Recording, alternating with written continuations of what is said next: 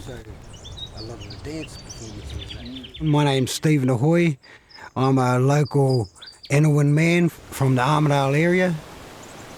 Inuit is our local clan, but our nation is Ngunnawal, which stretches basically from Glen Innes to Walker, and this is the country that we are on today.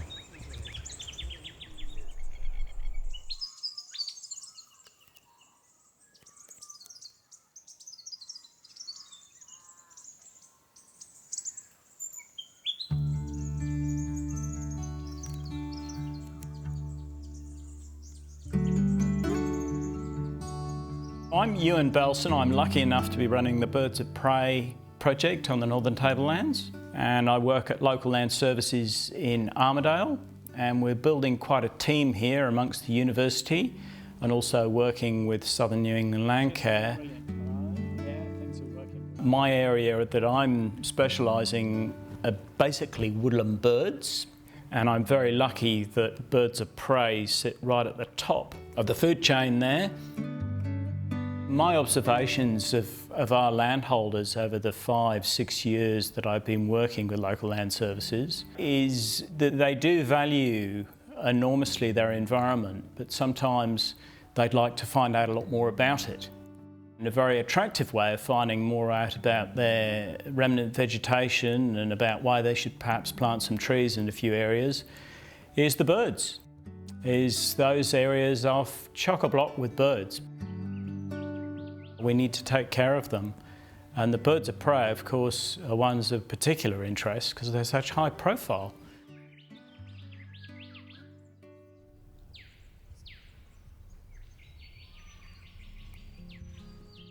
At the moment we're in Imboda Nature Reserve and we have a square-tailed kite just up there, and both parents are there and they've got eggs at the moment, so it's a great spot to be. And Imboda, like a lot of other patches of rich woodland like this, do support our threatened species and other species of birds of prey, as well as a range of other species.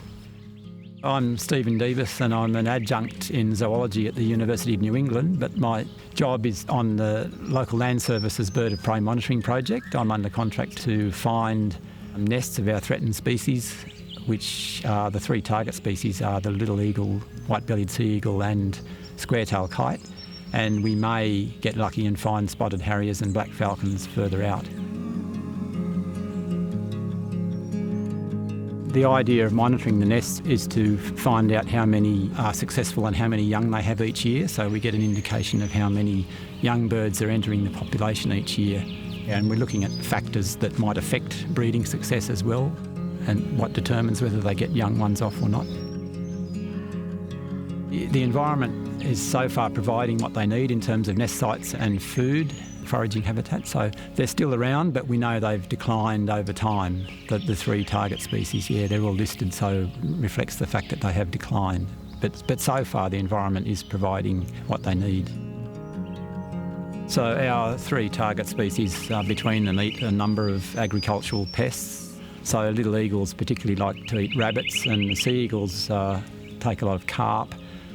And the kites are more specialised on the native woodland. They can catch things in woodland, though they occasionally take a rabbit kitten or a small rodent or something. But yeah, the 2 eagle species particularly do target pest species.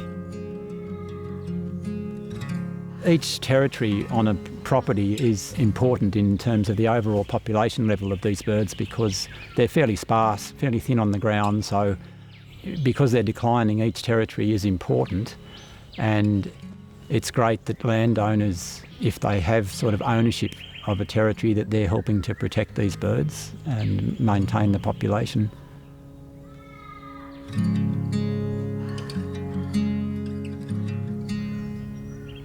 If people are having trouble identifying birds of prey, they can send us photos or video. It doesn't have to be high quality, it's possible to identify them that way. It helps to have several angles, either in photos or video.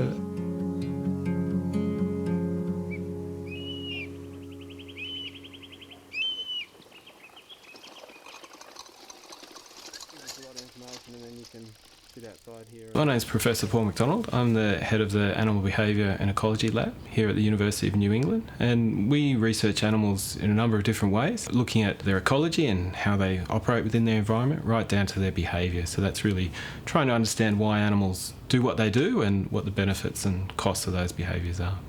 So our research is really quite broad in terms of the number of different projects that we have running. One of the areas which we're really passionate about is this Birds of Prey project. So the core aim of this project is to understand how the populations of the birds in the region are tracking, and by that I mean whether they're going up or down or stable. These birds are of conservation concern, so if we don't do anything, their populations will continue to decline. So we're interested in monitoring that and seeing how well they're performing and understanding the pressures that might be impacting their productivity. So whether that's loss of nest trees or climate change, for example, prey availability, there's a whole range of things that might be underway. So by understanding what's happening at each nest, we can get an idea of how that whole population is tracking and then inform landowners and land managers about the types of things that might be available to turn that around. We're working really closely with local land services, land care groups, a range of different government organisations, whether that's national parks and so on. But really, a lot of the project, it's interactions with landholders and the actual property owners that have these birds nesting or using their areas that they're looking after. And really, that interaction with land managers is one of the joys of the job in terms of seeing that close links to community and how we can better integrate these birds with the people around them. What we're looking for here in landowners in terms of that skills is really an attention to detail and understanding or just noticing what's happening in their environment. So it might just be noticing a bird carrying a stick in the environment or something like that, and that's a good clue that maybe there's some nesting underway or something's happening, so which we can then follow up. Landholders are absolutely crucial to this project, and we can't be everywhere at once, so the more eyes that we have out and about reporting this information back, the more data we have and the more certainty we have then in terms of understanding how these birds are going and the real pinch points that might be impacting the population. So landholder engagement and general public engagement more broadly is absolutely key to this. Photography is a great hobby of mine. Been fortunate enough to travel to quite a number of places around the world and just really wanted to take photos of that as we went, and it's something that's grown from that, and it's a real pleasure to be able to capture these birds up close, and that's why I do it. I love it.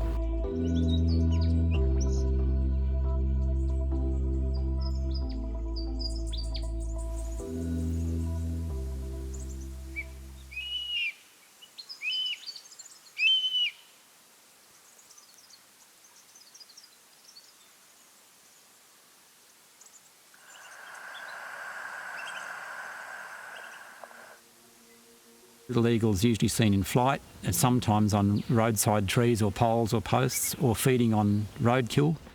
To identify it, it's slightly bigger than a crow or raven. It's quite compact. It's brown and white with a distinct underwing pattern in the light coloured form, or mostly brown in the darker coloured form. It has large feathered legs which you can see when it's perched and at reasonably close range. It has fairly flat wings when it's gliding or soaring. It lives in open forest and woodland and adjacent grassland and pasture, and it nests within patches of mature forest or woodland and has a nest of sticks similar to a crow or a raven, and they often put the nest in a mistletoe. It's quite vocal, often gives an excited 2 or 3 note whistle, and often from so high up in the air that you mightn't see the bird at first. You might have to look for it in order to locate the source of the whistling call.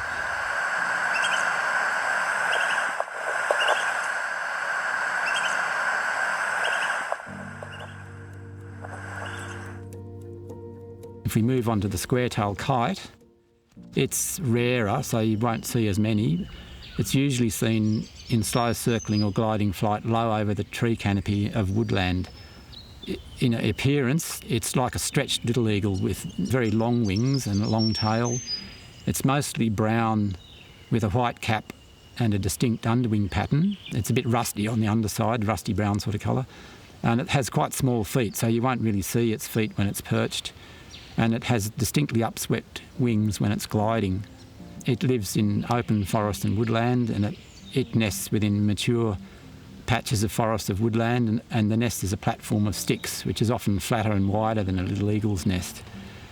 It usually searches the tree canopy intently in flight from just over and among the tree crowns.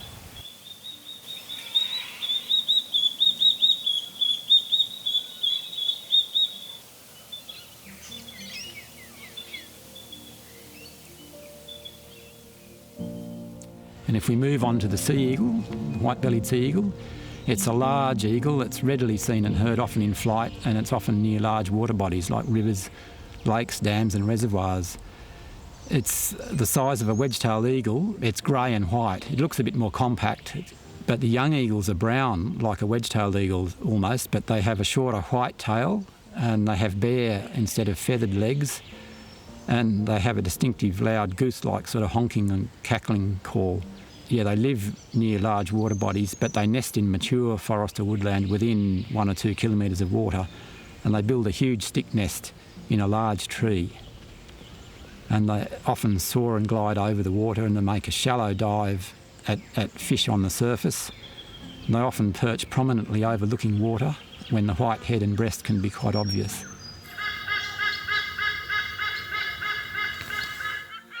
If we consider spotted harrier, it's less likely to be seen on the tablelands and even less likely to be found nesting here, but they may nest further out to the north, in the northwest of the region. It's usually seen floating low over the tops of tall grassland, pasture or crops, sometimes perched on fence posts. It's similar to the little eagle and square-tailed kite in size. It's rather lanky, long wings, tail and legs, but it's blue-grey on top and rusty underneath with white spots. Has quite an owl-like face, a sort of facial ruff or facial discs like an owl. Has a thickly banded tail, long yellow legs, and it glides on upswept wings. And its nest is a platform of sticks in a leafy tree in open forest, in open woodland or a paddock tree. It's typically seen gliding low over the tops of tall grass or crops with wings held in a distinct shallow V and the long legs sometimes dangled.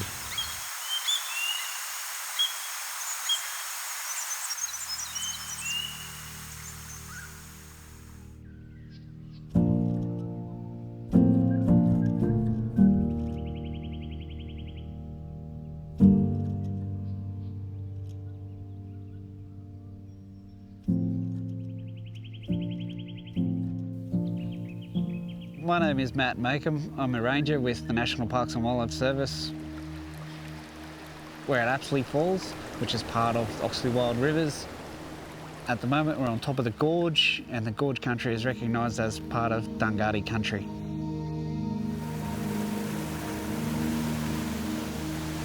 From the First Nations perspective, they've been coming here for thousands of years, and there's quite a lot of evidence of that around the site. And it is quite special. It is an amazing site. So raptors are very important when you look at their role in the environment and the food web. They are that apex predator at the top of the food chain. They are the canary in the coal mine in some ways, where if they drop off in numbers in breeding, then there's a problem below, further in the food chain, and that can be an indicator of something else that's, whether it's man-made or not, that needs looking at. Well, we are part of the Birds of Prey monitoring program as a significant landholder in the region. It's good to see a project where the information is put out to community so people know what to do when they find animals on their property, especially raptors that they don't see very regularly. It's good to be part of that monitoring process, and that's what parks do as a conservation agency. Once you start finding out what makes birds special, start looking at the next bird, and you're thinking, well, what makes these guys so special? How can they live with this bird? What makes you such a great survivor? And those parts of birding develop over years, and it just evolves. And I think the good thing about birding is you can pick up a pair of binoculars and you can go anywhere in the world. Bird watching, we went bird watching on our honeymoon over in Africa. It was great. It costs you nothing and provides hours of entertainment. Each bird's quite amazing, and I think that's what gets you hooked.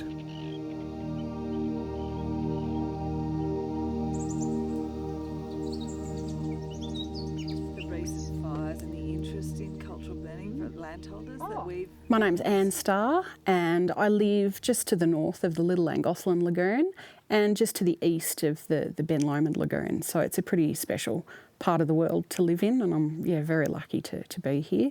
My family has been here on Foxforth for almost 70 years, and the Starr family's been in the Guyra district since about in the 1850s. So we're well and truly entrenched. I've had a pair of white-bellied sea eagles nesting. Feel like, I guess, I'm a bit of a custodian of the eagles, and they've chosen to nest here in the past, which is, it's a pretty special thing to be part of for sure, yeah. I've been fortunate to have a lot of advice from Steve Davis. You know, it's really interesting learning about their breeding habits and nesting. It's just been really interesting to take an active interest. Being part of the project, I've found, is really valuable.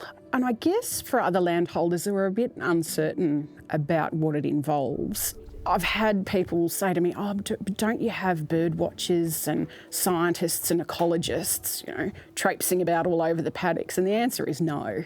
I do a lot of the monitoring and provide feedback to the project. So anyone who does have a bird of prey of interest nesting on their property, don't be afraid to come forward and get involved in the project. Where are you going to do your spraying, pretend spraying? We've got a 1,200 hectare property here with beef cattle, grass fattening and backgrounding. We've been keeping an eye out on the seagulls for about probably 3 or 4 years now, and I think it was about 3 years ago we had a successful nesting. Yeah, I suppose one of the things I have learned about them that's very obvious is listening for their call, and that was how I actually picked up where they were nesting. I think the fact that we know they're there, we don't necessarily, go past there deliberately all the time. We just go around past the nest site, particularly when we know there's young in the nest. We're sort of going to go around past there sort of when we have to and try and keep 100 to 200 metres away, and with binoculars you can get a good view of them. Yeah, I think it's important that with eagles or any raptors that are an apex predator within the ecosystem, the environment, that if we can enhance in some way, or at least have a better understanding of where they're nesting, what their populations are, and then people who understand them far better than I do may be able to come up with strategies to increase or at least maintain their populations, because they are an important part of the system.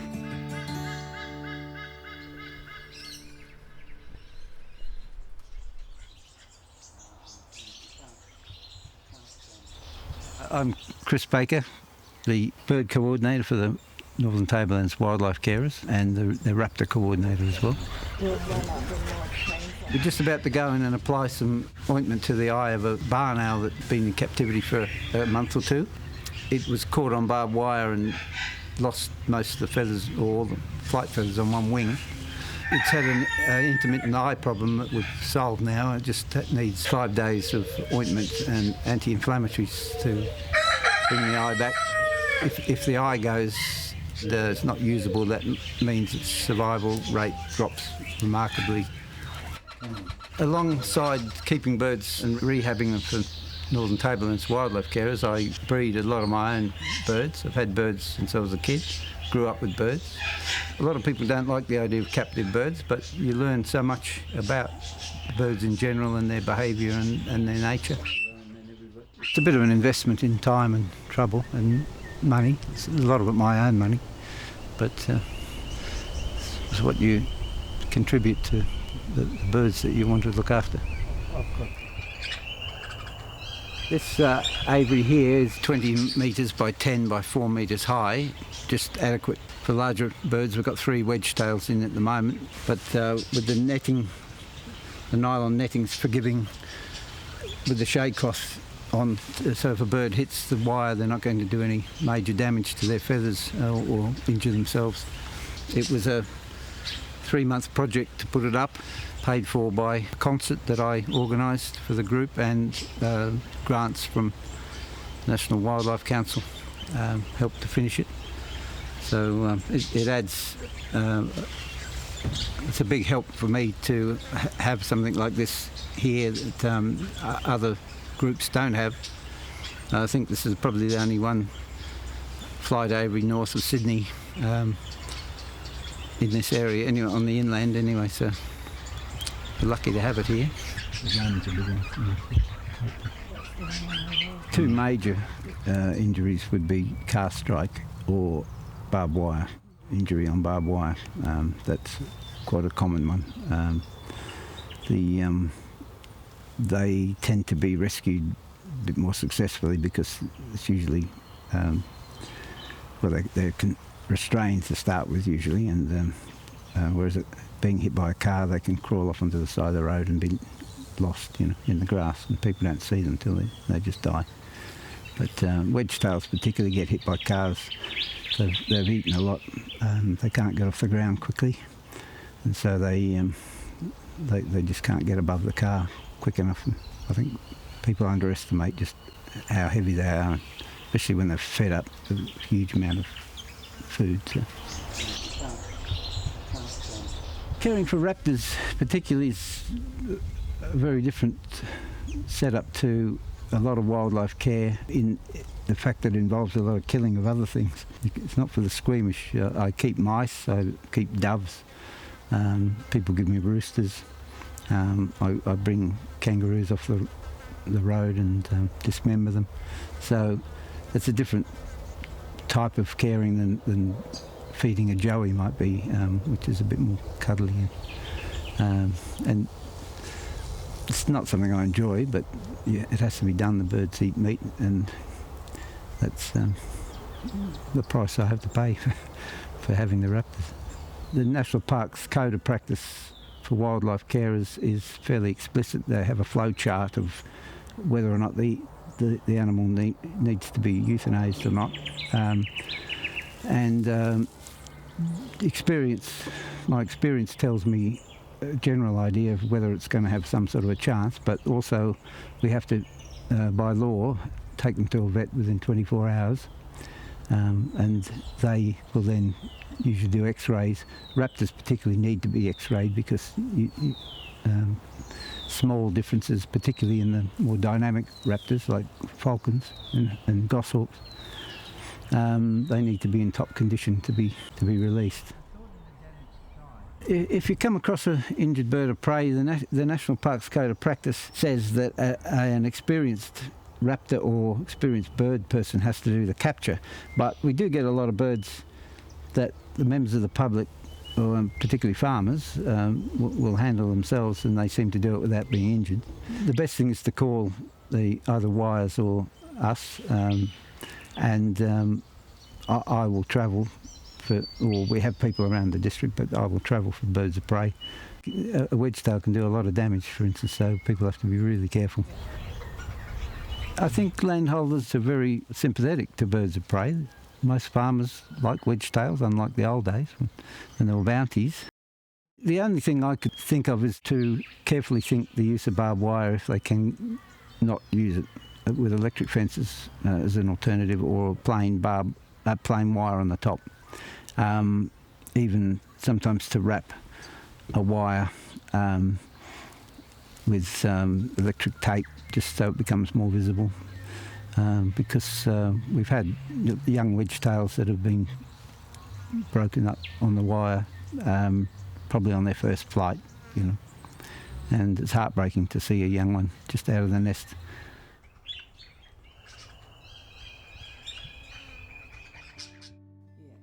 We've got the little eagle here with really good identification on the wings. So landholders who want to monitor the key species over the nesting period will receive this fantastic kit. A couple of copies of the Woodland Birds book, Birds of Prey in Flight identification card, a clipboard where they'll be recording the data, and that data will be collected and sent to the university. Landholders will also get a USB stick which will contain videos, short videos on birds of prey identification, and it will also give some reference material for those people interested to find out more about the birds. Everyone involved in the project will receive emails and contacts to potentially join any events or any information about how the project is going. So landholders will receive the Australian Birds of Prey in Flight book, which is a fantastic book. They also will receive a heftier version, Birds of Prey of Australia. This one by Steve Debus, who will sign each of these books for our landholders.